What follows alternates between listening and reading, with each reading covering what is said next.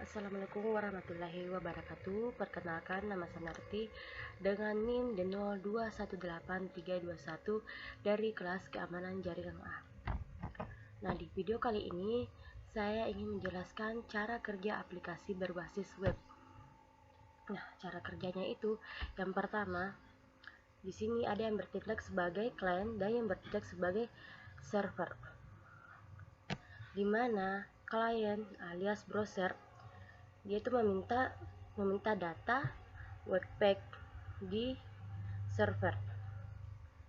Kemudian server akan mencari data yang diminta dari si browser. Apabila si server mendapatkan data yang dicari, maka file yang diminta akan ditampilkan. Dan apabila file yang diminta tidak ada, maka akan muncul sebuah pesan error. Biasanya pesan itu ditandai dengan pesan error 404 not found. Kemudian kita beralih ke sistem kerja mail server. Di sini terdiri dari 6. Yang pertama itu mengirim pesan, kedua email penerima berkomunikasi dengan server SMTP, yang ketiga server SMTP memproses alamat email penerima, kemudian server SMTP pengirim berkomunikasi dengan DNS. Nah, email terkoneksi dengan server SMTP, kemudian server SMTP menerima pemindai pesan masuk. Nah, adapun tahap-tahap yang tadi yang saya sudah jelaskan yaitu mengirim pesan. Setelah membuat pesan dan mengklik tombol send, MUA akan mengirim email tersebut. Kemudian, email penerima klien akan berkoneksi dengan server SMTP domain. Kemudian tahap kedua yaitu email penerima berkomunikasi dengan server SMTP. Server SMTP memproses alamat email penerima. Setelah berkomunikasi dengan email penerima, komponen MDA melalui SMTP akan memproses alamat email penerima, khususnya domainnya. Jika domain sama dengan pengirim pesan, maka pesan akan langsung dialihkan ke server domain POP3 atau IMAP. Namun, jika domainnya berbeda, server SMTP akan berkomunikasi dengan server domain terlebih dahulu. Kemudian tahap keempat yaitu server SMTP mengirim komunikasi dengan DNS. Kemudian kita beralih ke mekanisme pengamanan pada web server dan email server, di mana dia terdiri dari yang pertama, tetapkan hak aksesnya. Yang kedua, pantau dan periksa server. Yang ketiga, hapus akun user yang tidak terpakai. Yang keempat, hapus modul server yang tidak terpakai. Yang kelima, gunakan security atau pengaman. Yang keenam, gunakan scanner untuk memeriksa port yang terbuka. Kemudian yang terakhir, gunakan layanan CDN. Kemudian cara menguji keamanan pada web server. Yang pertama itu scanning kerawanan, sebuah upaya mengidentifikasi kerawanan dan host-host yang dipindai.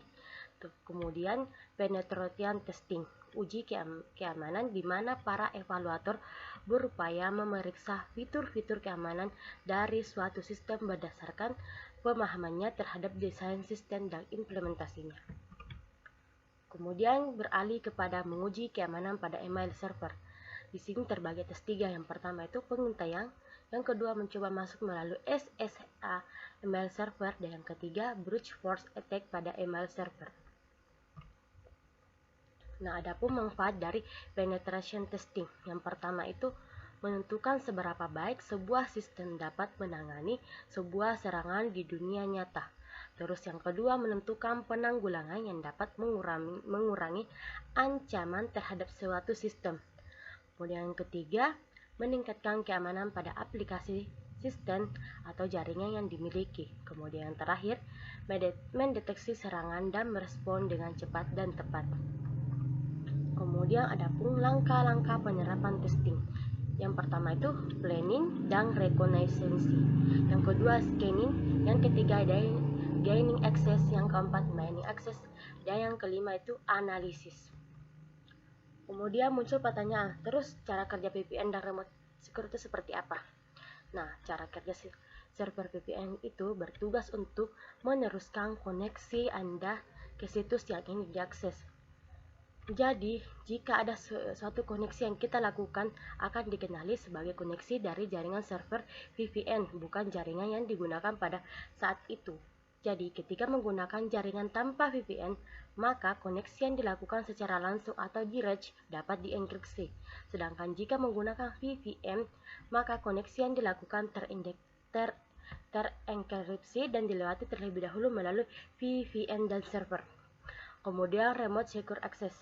Dia itu melakukan perintah komputer jarak jauh. Pengguna dapat menjalankan aplikasi program pada komputer yang terletak secara jauh. Salah satu aplikasi yang dapat melakukannya yaitu aplikasi Telnet. Kemudian ada pun pengimplementasian penggunaan VPN dan remote secure. Yang pertama, saya dapatkan di suatu jurnal yaitu implementasi VPN untuk akses server melalui perangkat mobile pada jaringan komputer. Terus yang kedua itu implementasi remote access VPN pada jaringan teknik informatika menggunakan OpenVPN Access Server. Sekian video penjelasan dari saya, lebih dan kurangnya mohon dimaafkan.